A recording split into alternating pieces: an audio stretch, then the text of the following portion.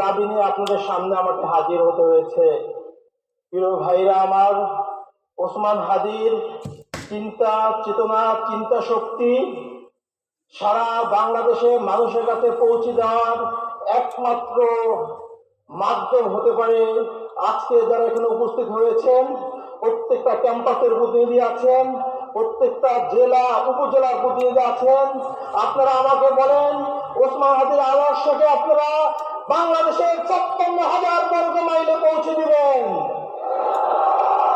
ওসমান হাদি শাহবাগে দাঁড়িয়ে বলছিলেন, আল্লাহর জমিনে আমরা কাউকে ভয় পাই না।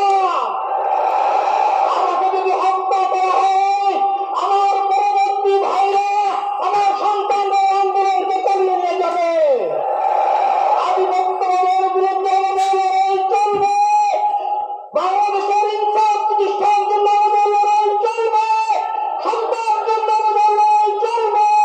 যতদিন বেঁচে আছি, আল্লাহর জন্য সংগ্রাম করে শহীদ হয়ে যাব।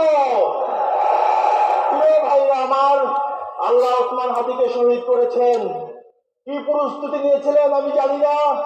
এক শুক্রবার সকালবেলা সে সকল প্রস্তুতি নিয়ে জুমার নামাজ পড়তে আসছে।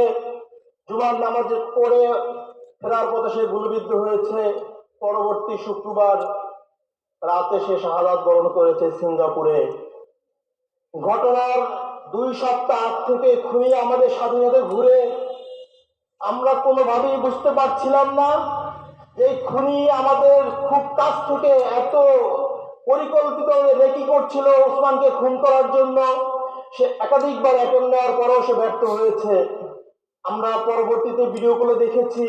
তাছাড়া সেন্টারের ভিতরে তাকে শুট করতে চেয়েছে, আরেকজন হঠাৎ করে চলে আসার কারণে সে শুট করতে পারে নাই। কিন্তু আল্লাহ তাকে জুমাবার শুক্রবারই কবুল করেছেন। এই জন্য খুনি শুক্রবার তাকে শুট করে সফল হয়েছেন। প্রিয় ভাইরা আমার, আমি আর কাঁদতে চাই না। পরিবারের দিকে তাকিয়ে আমার ছোট বোন ভাইদের আহাজারি আর দেখতে চাই না। আমি আপনাদের কাছে একটাই দাবি জানাতে চাই, ২-৩টা ইস্যুকে সামনে রেখে এই দাবি যদি আপনারা বাস্তবায়ন করতে না পারেন, এই বাংলাদেশের স্বাধীনতা সার্বভৌমত্ব আছে বলে আমরা মনে করি না।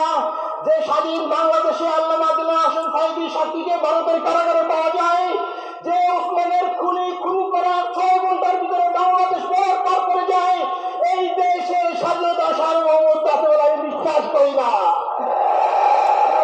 আমার এই ৫৬,০০০ বর্গ মাইলে আমাদের লড়াই আপনাদেরকে শুরু করতে হবে।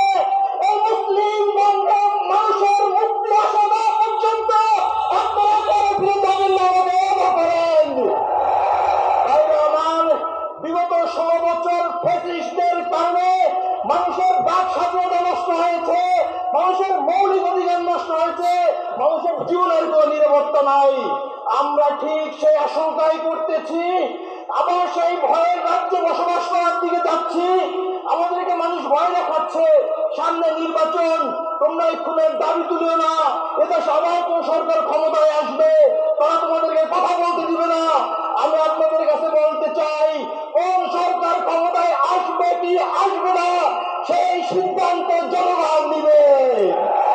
যদি আপনার কোন সরকার ক্ষমতায় আসবে, আওয়ামী লীগের মহিলা নির্বাচন করে আবার আধিপত্য বাংলার ক্ষমতায় আনতে দেন, এর জন্য আপনারাই দায়ী থাকবেন।